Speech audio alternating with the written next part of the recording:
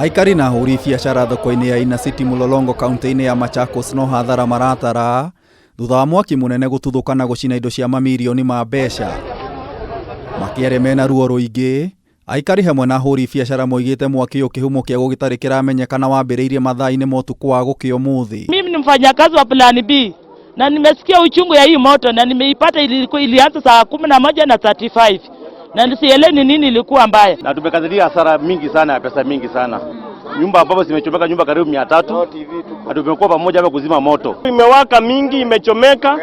Manyumba imechomeka hapa zaidi ya 300. Wananchi wameumia, wengine wameenda hospitali. Thutha wa mwaki gũtuthũka nyũmba-inĩ ici, mĩhang'o ya kũũhoria nĩ ĩrambĩrĩirie aikari gũkũ makĩrota thirikari ya Machakos nĩ gwĩkururia gũtũma ngari cia kũũhoria. Raia wa kawaida ndio wamesaidia sisi maji kusimisha moto.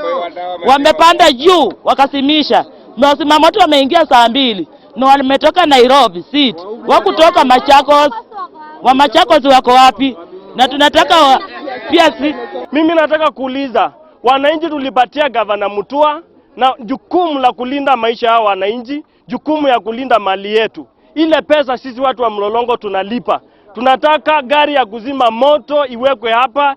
Munini wa kamishna wa kaunti ya Machakos Dennis Oganga nekĩrire ũhoro ũyũ mũkonde na kuga andũ ana nĩo makoretwo makĩgurara. Na tumeweza kupata majeruhi ya watu 4 ambao watatu wamepelekwa Shalom Hospital na mmoja ameweza kupelekwa Shalom na wengine Immaculate Hospital. Ngĩribotera Kameme TV, Jeta Gĩtaũ wa Wanjikũ.